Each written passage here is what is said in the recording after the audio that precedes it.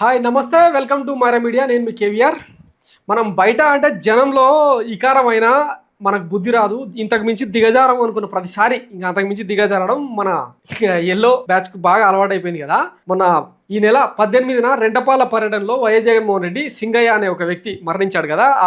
అది జగన్మోహన్ రెడ్డి ప్రయాణిస్తున్న కారు కిందనే ఆయన పడి చనిపోయింది అన్నది ఈ పచ్చ మీడియా రుద్దుతున్న రాద్ధాంతం.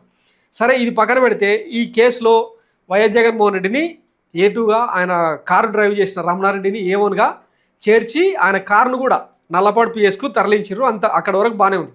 ఈ కేసుకు సంబంధించి YS Jaganmohan Reddy quash petition వేసి అసలు ఈ కేసును ఒకసారి విచారించండి అని చెప్పి రిక్వెస్ట్ పెట్టుకున్న నేపథ్యంలో సుప్రీంకోర్టు, హైకోర్టు ఈ పచ్చమందకు చెంపపేట లాంటి తీర్పునిచ్చింది. ఒకసారి అదేందో చూద్దాం. అసలు కారులో ప్రయాణిస్తున్న వాళ్ళ మీద కేసులేంది అని చెప్పి సుప్రీంకోర్టు అని చెప్పి హైకోర్టు ఆశ్చర్యం వ్యక్తం చేసిందట. ఒకసారి ఆ స్టోరీని చూసే ప్రయత్నం చేద్దాం. పల్నాడు జిల్లా రెంటపాల పర్యటన కేసులో వైఎస్ఆర్సీపీ అధినేత మాజీ సీఎం వైఎస్ జగన్ దాఖలు చేసిన క్వాష్ పిటిషన్ విచారణ సందర్భంగా ఏపీ హైకోర్టు ఇవాళ కీలక వ్యాఖ్యలు చేసింది. కారు ప్రమాదం జరిగితే కారులో ఉన్న వాళ్ళపై కేసు ఎలా పెడతారు అంటూ పోలీసులను నిలదీసింది. అలాగే ఈ కేసులో తదుపరి విచారణ జరిగేదాకా ఎలాంటి బలవంతపు చర్యలు తీసుకోవద్దని చెప్పి గడ్డిపెట్టిందంట. పల్నాడు జిల్లా సత్తెనపల్లి మండలం రెంటపాల పర్యటన సందర్భంగా సింగయ్య అనే వైసీపీ కార్యకర్త మరణించాడు. జగన్ కాన్వాయ్ వల్లే అతను మరణించాడని కేసు నమోదు చేసిన నల్లపాడు పోలీసులు నిందితుల జాబితాలో ఆయన పేరును కూడా చేర్చారు. అయితే రాజకీయ ప్రతీకారంతోనే తనపై కేసు నమోదు చేశారని ప్రజల్ని కలవకుండా అడ్డుకునేందుకు ఈ ప్రయత్నం అని పేర్కొంటూ వైఎస్ జగన్ క్వాష్ పిటిషన్ వేశారు. ఈ పిటిషన్తో పాటు ఇదే కేసులో వైసీపీ నేతలు వేసిన మరో 4 క్వాష్ పిటిషన్లను కూడా కలిపి హైకోర్టు ఇవాళ విచారణ జరిపింది.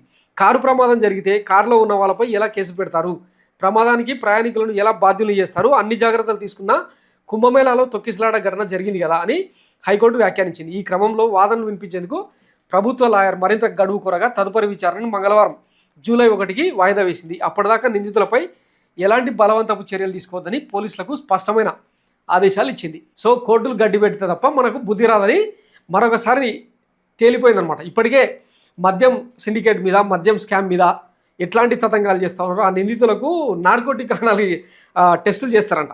బిగ్ బాస్ను బిగ్ లీడర్ను ఇరికించాలన్న ప్రయత్నంలో భాగంగా ఆఖరికి నిందితుల దగ్గర నుంచి కన్ఫెషన్ లెటర్ కానీ వాళ్ళ నుంచి సాక్ష్యాలను కానీ సేకరించలేకపోయినారు అని చెప్పి ఇంకొక వాదన అనమాట. సో ఇట్లా తిరుపతి లడ్డు దగ్గర నుంచి మొదలు పెడితే ఈ రెంటపాల పర్యటన వరకు, సీజ్ ద షిప్ నుంచి సీజ్ ద కార్ వరకు ఈ రెడ్ బుక్ రాజ్యాంగం, ఈ కూటమి పెద్దలు చేస్తున్న తతంగం ఎట్లా ఫెయిల్ అవుతుందో అడుగు అడుగున ప్రతి దశలో కూడా ఎట్లా వైఫల్యం చెందుతూ ఉన్నారో నిరూపిస్తున్న ఘటనలు ఇవి. సో ఇంకా ఇప్పటికైనా ఈ కూటమి నేతలకు బుద్ధి వచ్చి ప్రభుత్వం మీద, తర్వాత ఈ లా అండ్ ఆర్డర్ మీద, వ్యవస్థల మీద, సంక్షేమం మీద, అభివృద్ధి మీద దృష్టి పెడతారేమో ఆశిద్దాం. ఇట్లా ఇంకా పోయినంత దూరం వైఎస్ జగన్మోహన్ రెడ్డినే టార్గెట్ చేస్తాం, ఇవే మా రాజకీయ వైఖరి అని చెప్తే మాత్రం జనం ఏమాత్రం సహించే పరిస్థితులు లేరు. కోర్టులు అంతకన్నా సహించేటట్టు లేదన్నది ఈ తీర్పు సారాంశం. Thanks for watching Myra media. నేను మీ కేవీఆర్. Thank you.